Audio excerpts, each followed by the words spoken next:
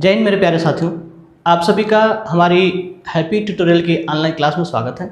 दोस्तों, हम जैसा कि आप मेरा पीछे थंबनेल देख रहे हैं कि सुपर टेट के लिए चाइल्ड डेवलपमेंट में जितने भी पार्ट हैं, शिक्षण कौशल या फिर जीवन कौशल या फिर बाल मनोविज्ञान वाला, सबको लेके आप 30 नंबर का प्रश्न देखते हैं और तीनों से 10-10 नंबर आपको आते हैं। आप सभी ने यूपी टेट का एग्जाम अच्छे तरीके से दिया है और आप सभी उम्मीद है कि सब लोग क्वालिफाइड है। अब जब यूपी टेट का एग्ज़ाम हमने दे रखा है तो अब आगे की बात आती है कि अब हमें सुपर टेट के लिए अभी से लग जाना है, क्योंकि हम कई वर्षों से सुपर टेट की वैकेंसी के लिए इंतज़ार कर रहे हैं। अब हमें ऐसा प्रतीत हो रहा है कि जैसे सुपर टेट की वैकेंसी आने वाली है, तो अब अभी से हमें इसके लिए प्रिपेयर होना ज़रूरी है। और हम आपको बाल मनोविज्ञान, चाइल्ड डेवलपमेंट में जितने भी सेक्शन आते हैं, जैसे जीवन कौशल है ना, और या फिर बाल मनोविज्ञान या फिर शिक्षण कौशल, तीनों से 10-10 नंबर आपको सुपर टेट में दिखने को मिलते हैं और आप यहाँ से एक अच्छा स्कोर गेन कर सकते हैं, क्योंकि 150 अंक में से 30 नंबर आपको यह बाल मनोविज्ञान दे जाता है ना। तो इसके लिए हम आपको पढ़ाने वाले हैं और आप इसे देखेंगे। तो आज हमारे आपके उपस्थित होने का यह मोटिव था कि मैं आपको इसके सिलेबस के बारे में चर्चा कर दूं कि सीडीपी के अंतर्गत क्या क्या आते हैं और कहाँ से सवाल पूछे जाते हैं। ठीक है, चलिए अपने सिलेबस के बारे में हम चर्चा करते हैं। जैसा कि आप मेरा थंबनेल पीछे देख रहे हैं, है ना, पीछे आप मेरा एक थंबनेल देख रहे हैं, इसमें लिखा हुआ है कि सुपर टेट प्राइमरी के लिए, है ना, यह सुपर टेट प्राइमरी के लिए चाइल्ड डेवलपमेंट। हम आज इसके सिलेबस की चर्चा करने वाले हैं और इसमें हम पढ़ने वाले हैं कि कितनी अच्छे तरीके से और कहाँ से हमें पढ़ना है ना, कितना पढ़ना है, कितना पढ़ना है। पढ़ने के लिए तो हम बहुत कुछ पढ़ जाते हैं, है ना, सवाल कहाँ से आएंगे, इस बात को मद्देनज़र रखते हुए पढ़ना बहुत ही ज़रूरी है। हालांकि हम पढ़ने के लिए मोटी मोटी किताबें पढ़ जाएं, उससे कोई फर्क पड़ने वाला नहीं है। एक स्ट्रेटजी बना के हम पढ़ेंगे कि कितना पढ़ना है और कहाँ से पढ़ें, कौन सी किताब पढ़ें और कितना पढ़ें, कितना टेस्ट लगाएं और सही तरीका क्या होना चाहिए, है ना, और सिलेबस में क्या क्या है हमारे, उसके बारे में हम चर्चा कर देंगे। तो चले उसके बारे में हम देख लेते हैं, है ना। आइए थोड़ा सा इसके बारे में चर्चा करते हैं कि सुपर टेट में है क्या क्या। सबसे पहले हम देखें कि बाल विकास एवं शिक्षा शास्त्र में, है ना, चाइल्ड डेवलपमेंट का सिलेबस क्या है, उसके अंदर कौन कौन से टॉपिक हैं, उन टॉपिक के अंदर आता क्या क्या चीज़ें, है ना, उसकी चर्चा करते हैं। तो आपको पहला चैप्टर दिखता है कौन सा, व्यक्तिगत विभिन्नता वाला, है ना, इंडिविजुअल डिफरेंस। आपको सबसे पहले क्या दिखता है, इंडिविजुअल डिफरेंस, है ना। व्यक्तिगत विभिन्नता के बारे में आप तो जानते ही हैं कि एक ही माँ के गर्भ से जन्मे हुए दो जुड़े बच्चों में ही व्यक्तिगत विभिन्नता देखी जाती है ना। उनके भी चलने ढलने, है ना, बोलने चालने और हर एक काम वर्क करने का तरीका अलग अलग होता है, जिसको हम व्यक्तिगत विभिन्नता समझते हैं। हालांकि अध्याय के दौरान इसको हम और अच्छे से समझेंगे कि व्यक्तिगत विभिन्नता आखिर होती क्या है। ठीक है, और अगला अध्याय है बाल मनोविज्ञान के अंतर्गत कि बाल विकास को प्रभावित करने वाले कारक क्या क्या हैं। आपने यूपी टेट की कक्षाओं में पढ़ा होगा कि बाल मनोविज्ञान को प्रभावित करने वाले कारक, हालांकि हम मानते हैं कि वंशानुक्रम और वातावरण प्रभावित करता है ना।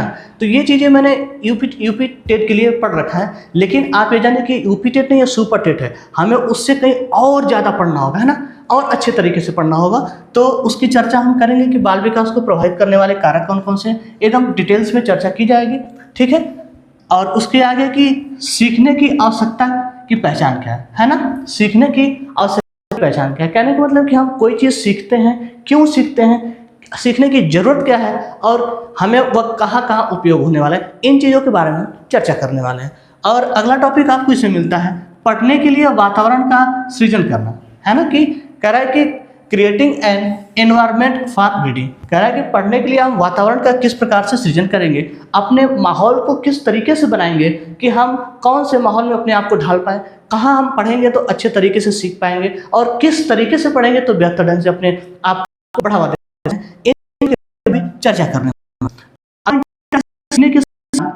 तथा शिक्षण में इनकी व्यवहारिक उपयोगिता एवं प्रयोग, है ना, सीखने के सिद्धांत तथा कक्षा शिक्षण में इनकी व्यवहारिक उपयोगिता क्या क्या हो सकती है, इन चीज़ों के बारे में भी हम बात करने वाले हैं।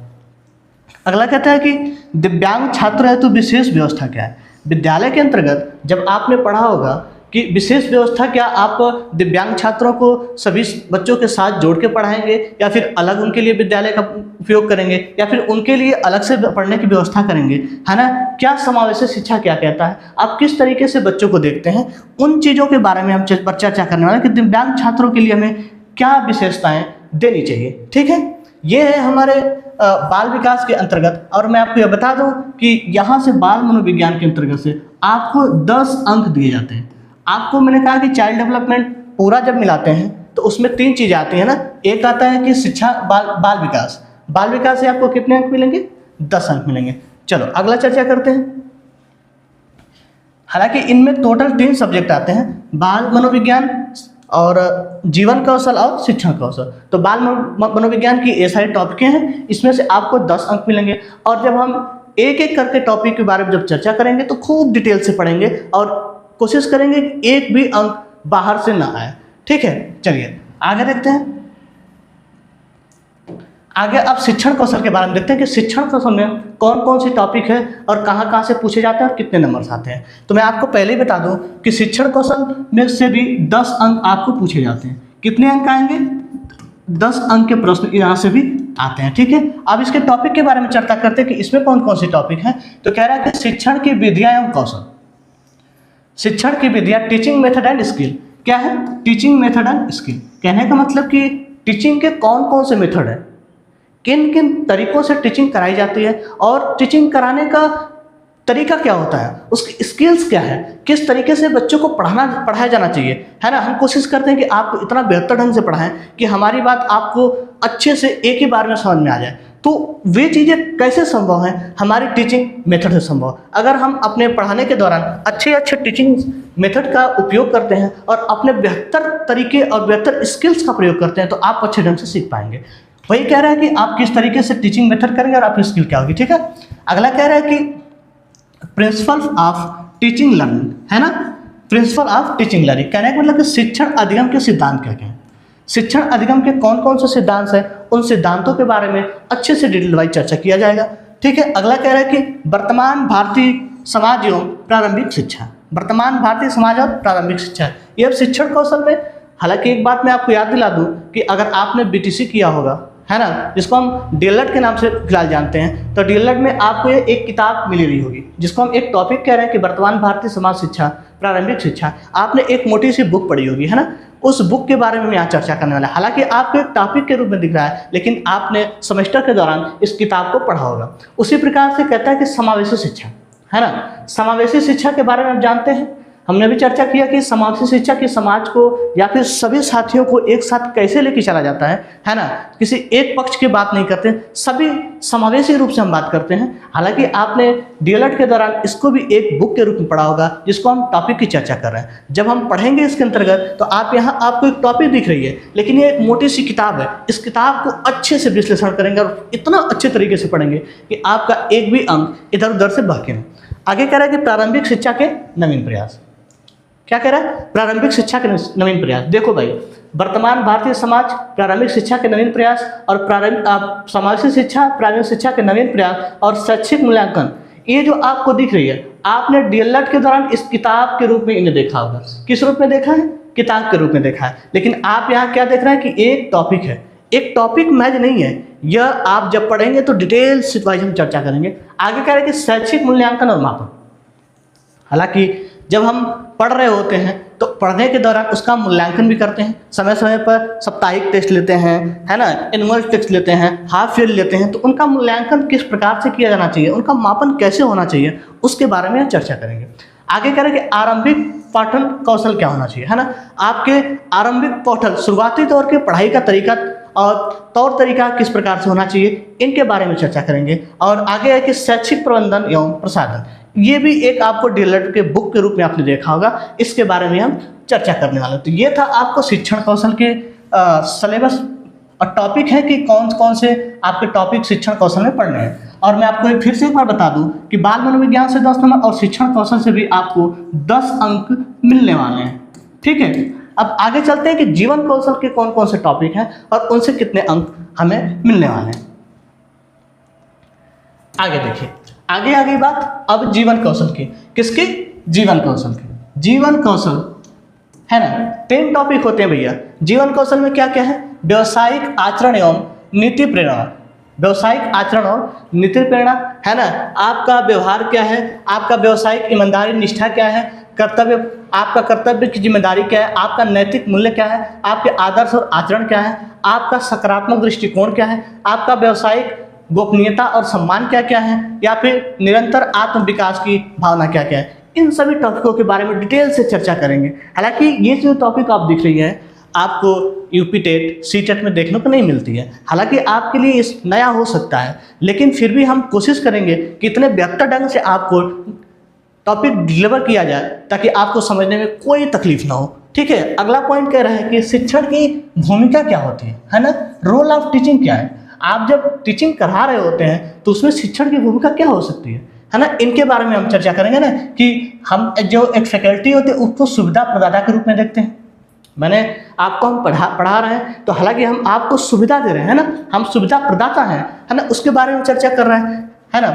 और करके अनुसरणकर्ता के बारे में हम देख सकते हैं, क्योंकि हम जब पढ़ा रहे होते हैं आपको हम क्या कर रहे हैं, आपको सुविधा प्रदान कर रहे हैं, लेकिन आप क्या कर रहे हैं, एक ऑब्जर्वेशन कर रहे हैं, आप सीख रहे हैं। ठीक है, और कहते हैं कि या फिर नैतिक कर्तव्य क्या है, या फिर उनका मार्गदर्शन क्या है, गाइडलाइन क्या है, या फिर उनका परामर्श क्या है। इन सब चीज़ों के शिक्षण की भूमिका के अंतर्गत हम देखने वाले हैं।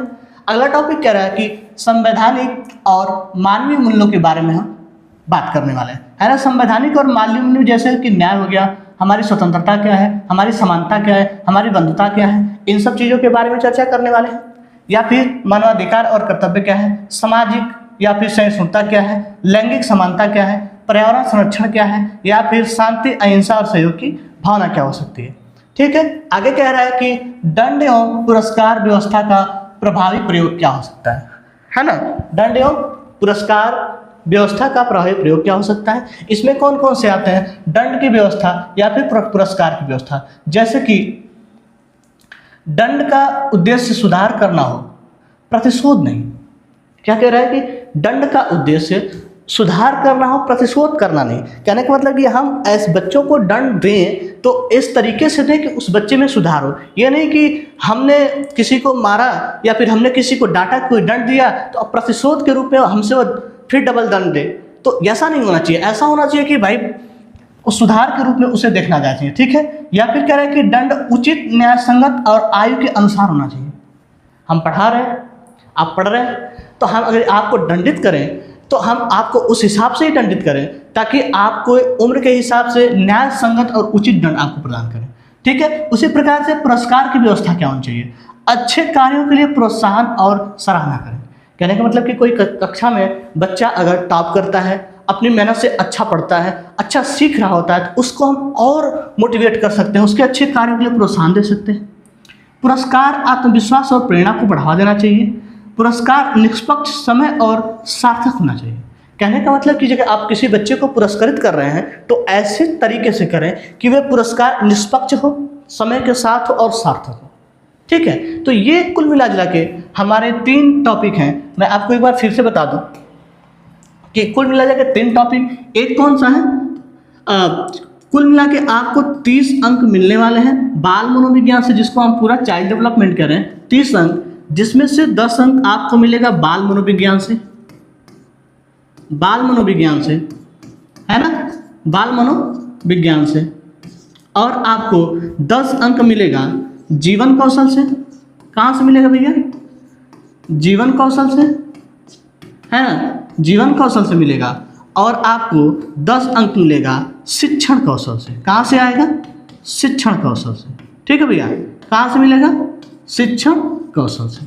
तो ये है आपके तीनों टॉपिक, आपको 10-10 नंबर यहाँ से पढ़ने हैं और इनके बारे में हम अगले वीडियो से टॉपिक वाइज सबसे पहले हम बाल मनोविज्ञान देखेंगे, फिर जीवन कौशल देखेंगे, फिर शिक्षण कौशल देखेंगे। हालांकि आपको बाल मनोविज्ञान समझने में ज़्यादा कठिनाई नहीं होगी, क्योंकि आपने बाल मनोविज्ञान को यूपी टेट के लिए, है ना, यूपी टीटी के लिए या फिर सीटीटी के लिए, सीटेट के लिए आप हमेशा से पढ़ते हैं। और आप ये भी जानते हैं कि सीटेट के लिए आपने शिक्षण कौशल भी बेहतर ढंग से पढ़ा होगा। लेकिन हम जब सुपर टेट की बात कर रहे होंगे तो आप जानिए कि कहीं ना कहीं सीटेट और यूपी टेट से हट के उसका सिलेबस थोड़ा और बढ़ा है, हमको और थोड़ी गहराई में जाके पढ़ना होगा ताकि हम 1 नंबर ही बैक है। आपको सुनिश्चित कर दो कि 150 अंकों में से 30 अंक आपको यहीं से मिलने वाले। ठीक है, 150 में से आपको 30 अंक कहाँ से मिलने वाले हैं, चाइल्ड डेवलपमेंट से मिलने वाले हैं। तो इसके लिए आप प्रिपेयर रहिएगा। अगले दिन से नियमित रूप से आपकी कक्षाएं टॉपिक वाइज चलने वाली है। ठीक है, तो ये रहा आपका कुछ सिलेबस जिसके बारे में आपको मुझे जानकारी देनी थी। अब अगले वीडियो से हम अपने नियमित रूप से टॉपिक वाइज क्लास को चलाने वाले हैं और डेली इसको टॉपिक वाइज टेस्ट भी होने वाला है। ठीक है, तो आज के लिए इतना ही, धन्यवाद।